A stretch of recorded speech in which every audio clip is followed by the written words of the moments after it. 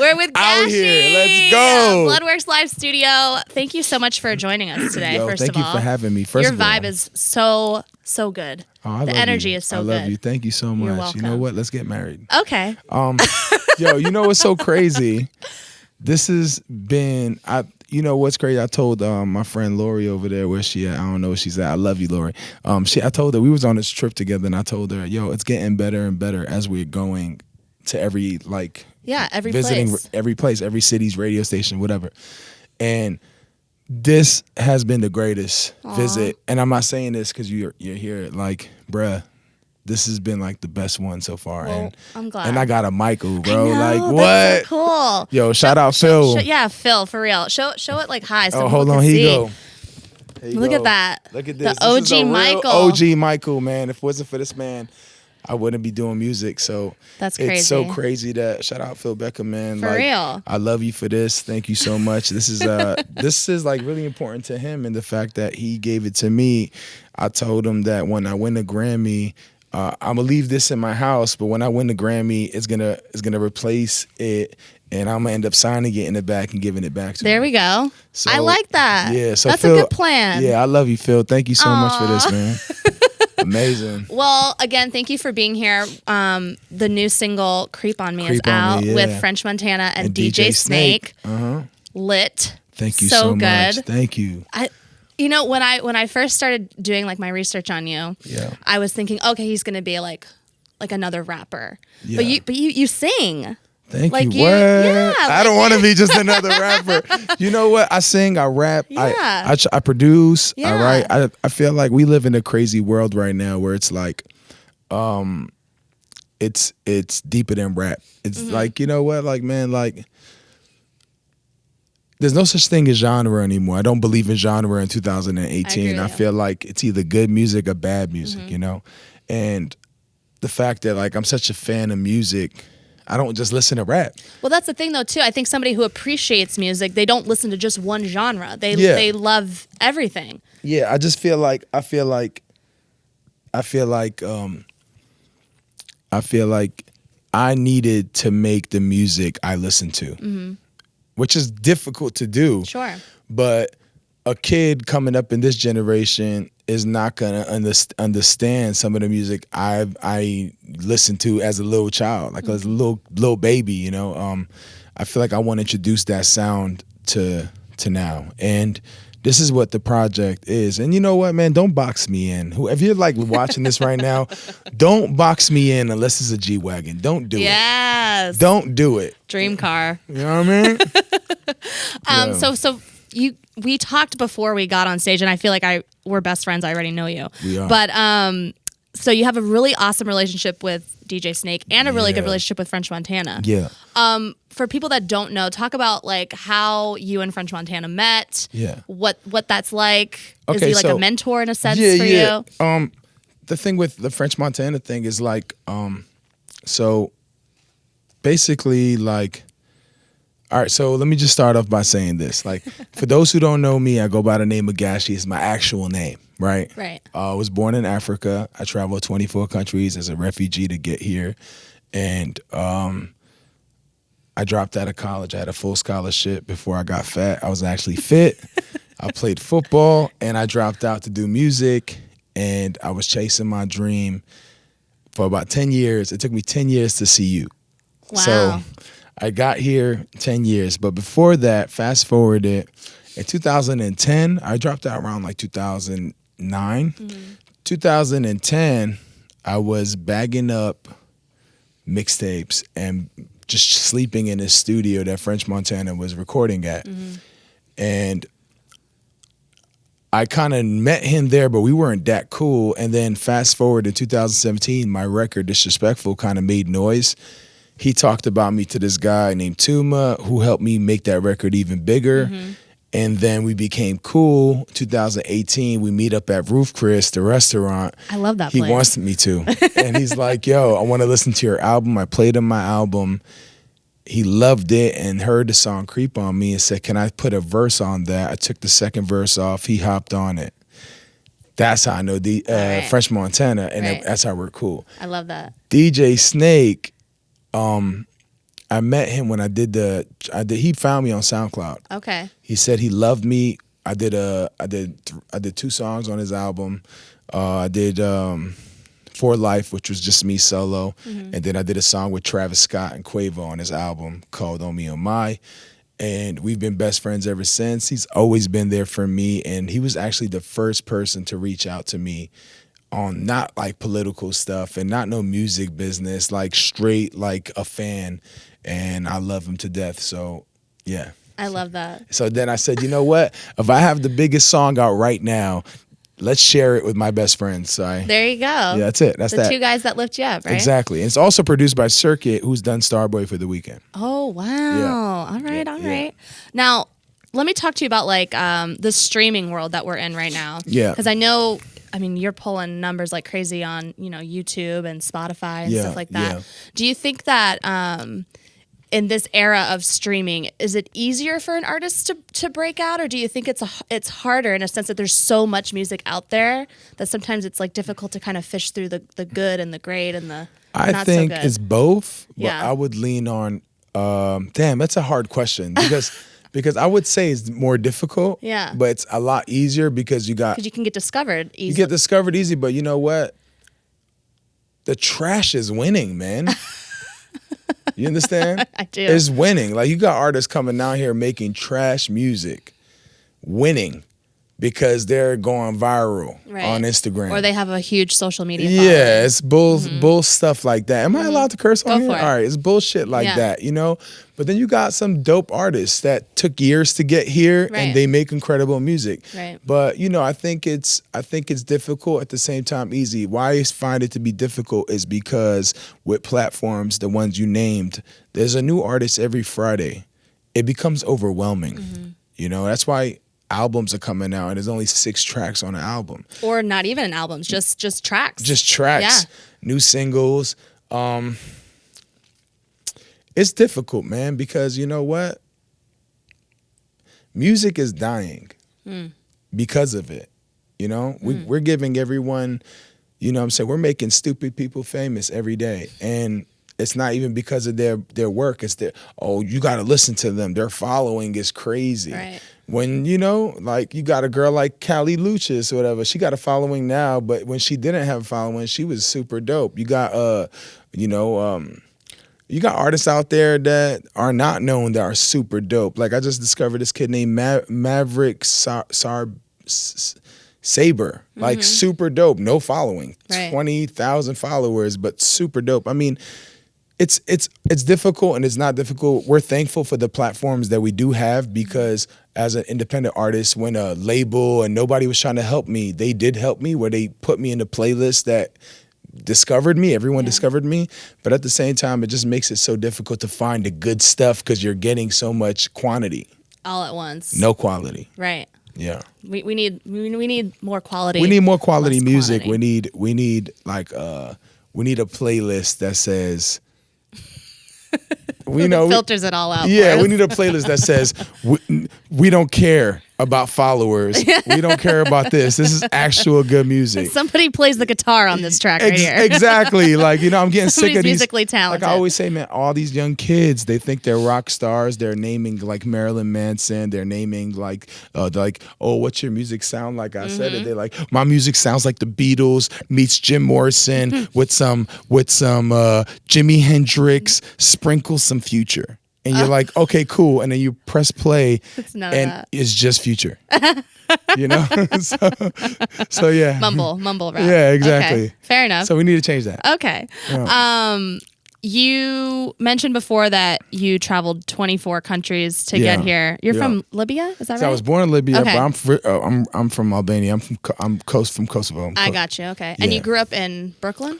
I was raised in Brooklyn. Yeah, I grew up in Brooklyn. Somebody from such a musically talented area, do you feel the pressure to like be great, or do you just want to do you and hopefully that's where it takes you? I mean, you know what? Both. Again, like I was raised in Brooklyn, and in Brooklyn there's 3 rappers per building. Yeah. in And New York everyone's pushing, City, yeah. and everyone's trying to make it. You know, the fact that I even got a following, the fact that I even sold out my Europe tour, it's a blessing. You know, at this point, it's not even about being great, man. I just want to feed my family. You know, I want to be able to do things for my parents. Right. I do this for my parents at the end of the day. I've always done this for my family. I feel like my dad and my mom traveled so long, such a long period for me to come to America for greater opportunities. And I just want to make them proud, man. You know what I'm saying? And that's what I do this for. I wake up every day, and every check I get, like, you know what I mean? I might get something for me here and there, but majority of that check goes to my nephew, goes to my sister for her. Last year, I put my parents into their first home with my music. I love that. You know? That's so awesome. So like, that's why I do what I do. This whole being great stuff, man, it's like, what's gonna, you know what I mean? What's the point of being great? Because when I die, I'm just gonna trend for a day, and then you're gonna forget me. So it doesn't matter. I don't think they'll forget you. You know? I also read something where when you guys first came here, you were struggling to learn English, Yes. but you used music to kind of help you with that. What did you listen to? Who were those artists that helped you kind of get there? So when I first came to America, first of all, Michael Jackson was the only artist I ever listened to, and while being like traveling Africa. Hence why you're geeked out by the Yes, doll, yeah. I am. Yeah, so shout out to Phil again. But he was the only artist that I cared about. And then when I started traveling the world, I heard about an artist named Cheb Khalid, who was like Algerian singer. He would sing in Arabic, and I'm influenced by him heavily. And then I traveled more, and I heard Gangsta's Paradise and rap. And then I heard Vanilla Ice. My mom and dad would play Vanilla Ice. And then I heard Prince. Then I heard, like, everywhere I would go, I would hear a new artist. So that was cool. It was a cool moment, but I didn't really understand it. Like, I knew the melodies, but I never understood every lyric. Right. And then when I came to, finally got to America. I was in Brooklyn, and I started to pick up English little by little, but I would play the songs and kind of break down the lyrics. I would break down the lyrics and figure out what it meant. So Eminem, Jay-Z, Nas, these artists, but then, like, I'm not trying to sound cool, Backstreet Boys, NSYNC, Yeah. Britney Spears. That's what I'm talking about. And then goes to the bands, Blink 182, Limp Bizkit. Yes. Like, all this stuff that was on MTV that I was listening to at the same time, all the old stuff that I was listening to, that Otis. You know what I'm saying? Some of the 80s stuff as well. Not just, I was listening to 70s, 80s, all this stuff that was being played around me. And little by little, man, as I'm listening to it, and I'm like, I'm so in love with the music, and I'm so in love with I'm so interested in what they're saying. I kind of forced myself to understand what they were saying, Right. which helped me learn English, because you got to understand, I speak 5 languages. Wow. Yeah. What Well, languages 4 do you now. speak? I speak Albanian, Yugoslavian, English, a little bit of German, Okay. because I lived in Germany for 3 years. Arabic is my first language. So I speak Arabic, Albanian, Yugoslavian, English, German. Wow. Yeah, and I understand Russian. That's crazy. Yeah. Obviously I'm fluent in English. I can get away with some Spanish. Oh, but I should speak Spanish fluently because I'm Puerto Rican. Really? Yeah. would I never- blame my mom for not teaching me Really? Spanish growing up as a kid. Yo, yeah. you need to learn how to speak. I know. Spanish is like That's easy. Every plane is like 2 options: English or Spanish. And I do not know how to speak Spanish. So. I could get by if I needed to. Yo, I could totally get by if I needed to. That's lit. So besides the single, is there an album coming out soon? We got to talk about Yes. projects that are on the way. My album's coming out. Right now, I'm stuck on, if I'm going to call it Stairs 2, because my first project was Stairs, and I hate elevators. So it's either called Stairs 2. Life is stairs, though, because it's so hard to go up, but it's so easy to come down. And music is stairs, because every artist that goes up Same quick thing. comes down quick. So Same thing, yeah. this album might be self-titled Gashi, and I'm not 100% sure, but it's coming out in December. Okay. And I'm excited about it.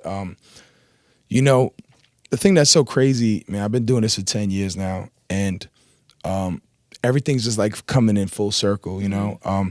In 2013, Jay-Z dropped the book Decoded, and I was homeless and I collected $1 on the line of everybody waiting for the book signing.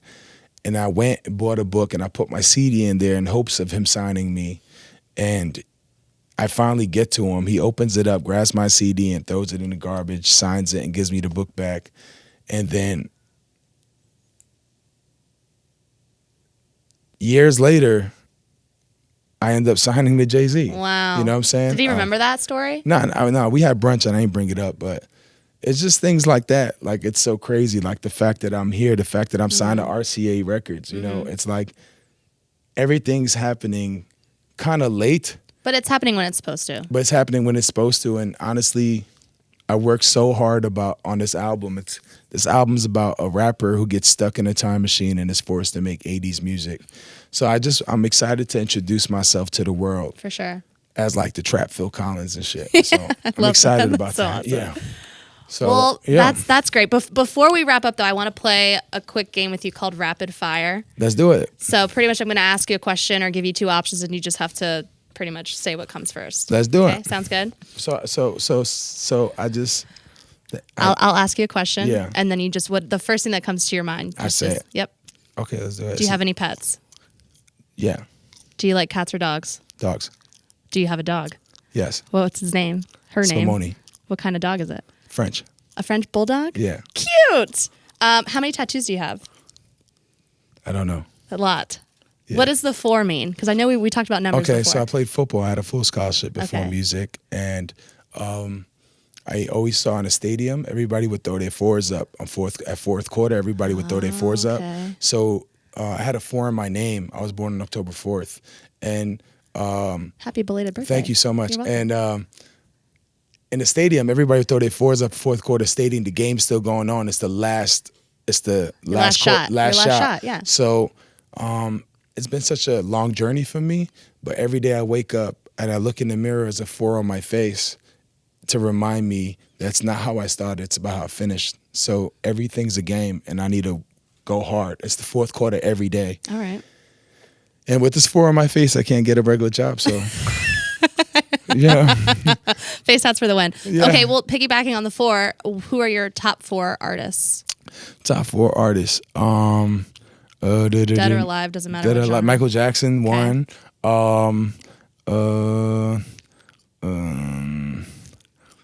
Eminem. Okay. Quick. Damn, it's hard. I know. This is so difficult. I couldn't do that either. Okay, Michael, Eminem. I love Lauryn Hill. Yeah. And